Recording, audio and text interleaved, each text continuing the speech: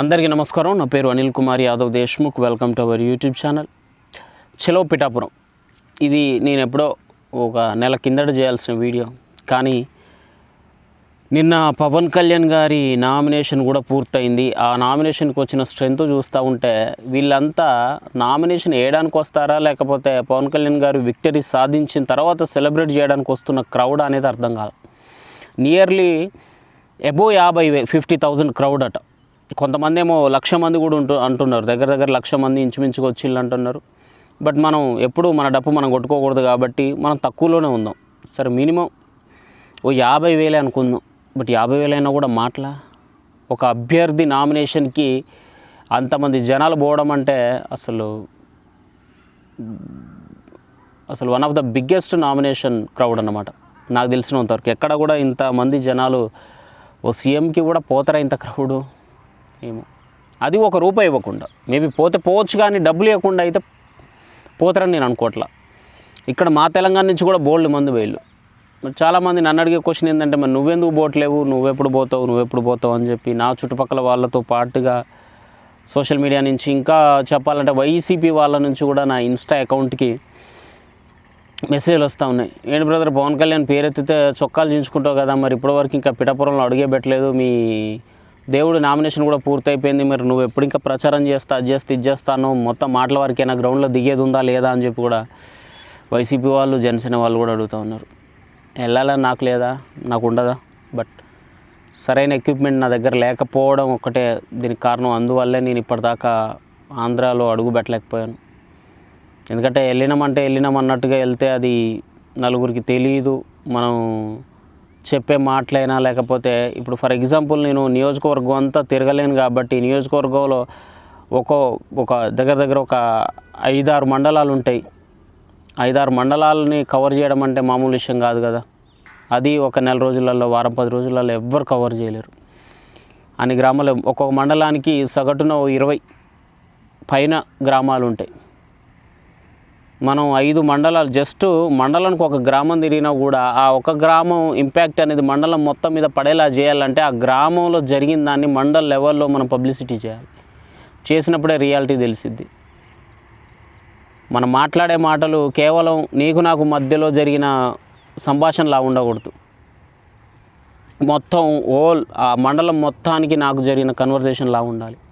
అప్పుడే ఓటర్లు ప్రభావితం అవుతారు. అంటే దానికి కంపల్సరీ మన చేతిలో మీడియా అనేది ఉండాలి.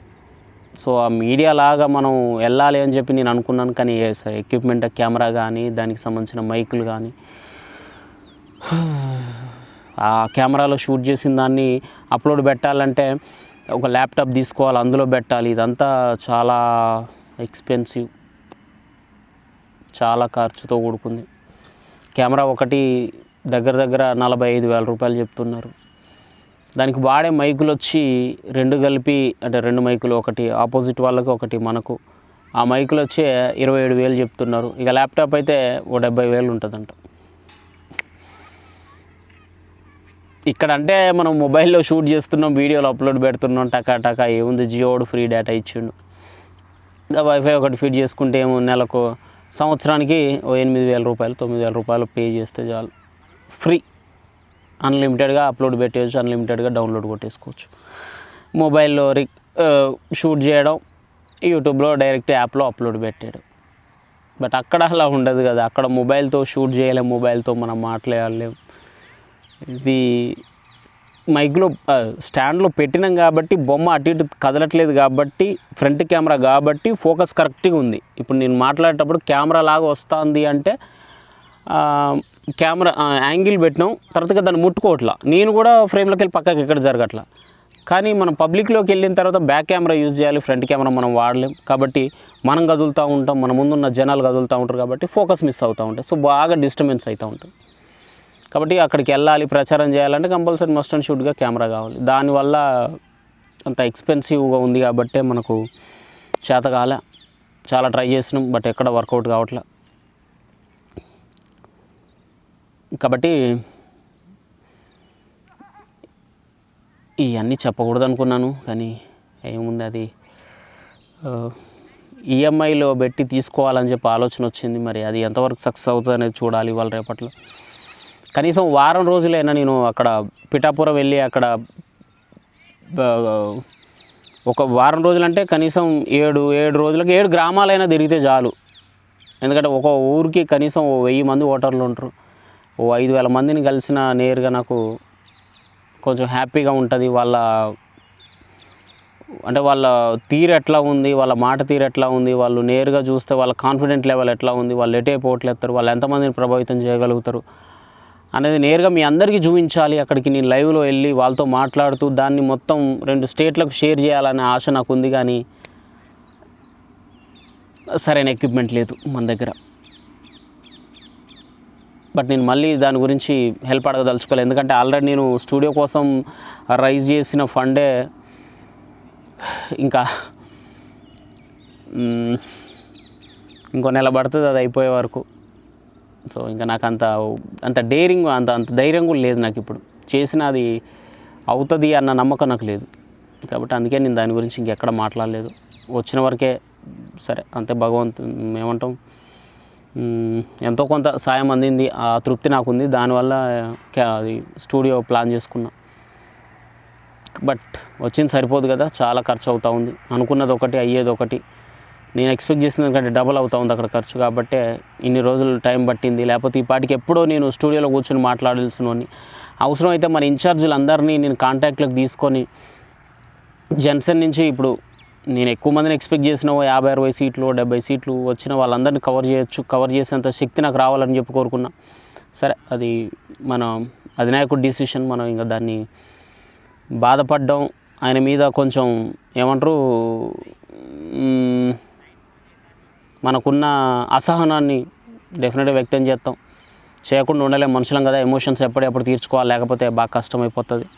అది మనసులోనే పెట్టుకుంటే గుండె బయలిపోయి చచ్చిపోతాం. అందుకే ఓపెన్ అయిపోయినా. కనీసం ఆ 21 మంది 21 సీట్లనైనా కనీసం ఆ 21 మంది ఇన్ఛార్జీలనైనా కూర్చోబెట్టి ఇంటర్వ్యూ చేసేలాగా ప్లాన్ చేద్దాం అనుకున్నా. బట్ అది తెలంగాణ ఎలక్షన్కి పూర్తి అవ్వాలనుకున్నా, కానీ ఆంధ్ర ఎలక్షన్ వచ్చింది, అయినా అది పూర్తి అవ్వలేదు. అట్లా ఉంది దరిద్రం. అందుకే మనం ఇంకా పిఠాపురానికి వెళ్ళలేదు. ఇది నేను అడిగిన ప్రతి ఒక్కరికి చెప్పలేకపోతాను. ఎందుకంటే కొంచెం ఎక్కువ మెంబర్సే అడుగుతూ ఉన్నారు ఈ మధ్యలో. ఎందుకంటే టైం దగ్గర పడే కొద్దీ నిన్న పవన్ కళ్యాణ్ గారి అది నామినేషన్ అయిపోయింది కాబట్టి ఇంకా ఎక్కువ మంది అడగడం స్టార్ట్ చేసారు. అందుకోసమే ఇంకా ఒక్కొక్కరికి నేను పేరున చెప్పలేను కాబట్టి ఒకేసారి వీడియో రూపంలో చెప్పేస్తాను. అది ముచ్చట. అందుకే నేను వెళ్ళలేదు. లేకపోతే వేరే ఏమంటాం, ఆయన మీద వెళ్ళకూడదని డిసైడ్ అయ్యో, లేకపోతే ఆయనను ఏదో వదిలిపెట్టాలనో దూరం చేసుకోవాలో అంత ధైర్యం, అంత శక్తి, అంత గుండె బలం నా దగ్గర అయితే లేదు. పవన్ కళ్యాణ్ గారిని వదిలేసి బతికే అంత శక్తి మాకు లేదు. ఆయననే నేర్పించింది, ఆయనే మాకు మమ్మల్ని క్వశ్చన్ చేసే ధైర్యం కల్పించింది ఆయనే, మాట్లాడే విధానం నేర్పించింది ఆయనే, రాజకీయాల పట్ల అవగాహన కల్పించిన వ్యక్తి ఆయనే. లేకపోతే ఎక్కడో మంచిగా రీల్స్ చేసుకుంటూ నిబ్బిల్లాగా పోస్టులు పెట్టుకుంటూ మంచిగా ఫోన్ కాల్స్, చాటింగ్లు బిజీలు ఉండేటోళ్ళం. బట్ ఇప్పుడు ఇలా మా పాలిటిక్స్ గురించి ఇన్వాల్వ్ అయ్యి మాట్లాడుతాను అంటే అది ఆయన వల్ల. ఆయన సినిమాల నుంచి ఇటు టర్న్ అవ్వడం, మాకు కూడా సినిమాల మీద ఉన్న ఫోకస్, మూవీ రివ్యూస్, వాటి గురించి మాట్లాడుకుంటూ ఎంతసేపు ఫ్యాన్ వార్లు, క్రికెట్ వార్లు, ఇవే ఇంతకుమించి గ్యాంగ్ వార్లు, ఈ 3 చేసుకునేటోళ్ళం అనమాట. మా హీరో గొప్ప అక్కడ ఉండేటోళ్ళం. మా క్రికెటర్ గొప్ప అని చెప్పి క్రికెటర్ల గురించి, తర్వాత మావోడు అనుకుంటే గ్యాంగ్ వార్లు ఇల్లు ఉండేటోళ్ళం. బట్ వాటన్నిటికీ దూరంగా ఉండి ఇప్పుడు కొంచెం మాట్లాడుతున్నాం అంటే ఆయన కారణం కాబట్టి అలాంటి వ్యక్తిని మేము వదలలేము. ఆయన గెలవాలి, ఆయనను అసెంబ్లీకి పంపాలి. దాని గురించి డెఫినెట్గా నేను అతి తొందరలోనే ఈఎంఐలోనైనా సరే కెమెరా ఎక్విప్మెంట్ ఇవన్నీ తీసుకుంటాను నేను. అవన్నీ తీసుకొని కంపల్సరీ నేను చెప్తున్నా కనీసం ఒక వారం రోజుల ముందైనా ఇంకా పిఠాపురం నుంచి ఎవరన్నా నాకు కాంటాక్ట్ అవుతే ఇంకా బాగుంటుంది. నాకు కొంచెం అంటే అక్కడ సిచ్యువేషన్ ఎలా ఉందనేది ఇంకా మాట్లాడుకోవడానికైనా, నాకు తెలియడానికైనా ఎవరైనా పిఠాపురం వాళ్ళు ఉంటే డైరెక్ట్ రియాక్ట్ అవ్వండి. కొంచెం నాకు ఇన్స్టాగ్రామ్లో మెసేజ్ చేసినా పర్లేదు. మీ అందరికీ నేను మీ దగ్గరగా వచ్చి మీతో మాట్లాడి దాన్ని కొంచెం మనం పబ్లిసిటీ చేద్దాం.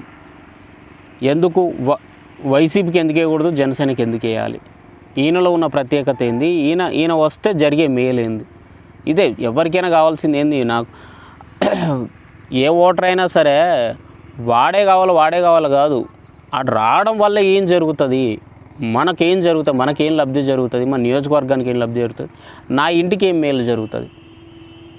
రేపు పొద్దున ఏమైనా స్కీమ్ వస్తే ₹1 ఒకటికి లంచం ఇవ్వకుండా నేరుగా నాకు వస్తుందా, అందుతుందా, ఇటే ఈ ఏమంటారు ఈ బేసిక్ నెసెసరీస్ ఉంటాయి కదా, అవి సక్రమంగా అందేలా చూస్తే చాలు. ఇక వీధి దీపాలు, ఇక రోడ్లు, ఇక వాటరు, ఇక రేషను, ఇవన్నీ కొంచెం మంచిగా అందితే చాలు. అసలు నాకు తెలిసి విద్య, వైద్యం ఇవి ఉంటే కరెక్ట్గా అందితే చాలు. అది అందిస్తామన్న కాన్ఫిడెన్స్ జనాలకు కలిగియాలి. ఏం మాట్లాడుతున్నా అర్థం కావట్లేదు. అది ముచ్చట. అతి తొందరలోనే పిఠాపురం వెళ్ళాలి, దానికి ప్లానింగ్స్ ప్రిపేర్ చేసుకుంటున్నా. కనీసం వారం రోజులైనా అక్కడ స్టే చేసేలాగా, అవసరమైతే స్టేయింగ్కి ఎవరు అనుకూలించకపోయినా ఉంటుంది కదా, ప్రతి ఊళ్ళో గుడి ఉంటుందో బడి ఉంటుంది, ఆ గుళ్ళో బడిలోనైనా పడుకుంటాం, అక్కడ ఫ్రెష్ అప్ అవుతాం, తర్వాత ఆ ఊళ్ళో తిరిగేస్తాం, తర్వాత నెక్స్ట్ ఇంకో ఊరికి వెళ్తాం. ఆ ఊళ్ళో కూడా ప్రతి ఊళ్ళో గుడి బడి కామన్ కదా, ఏ ఊళ్ళోకి వెళ్ళినా కూడా.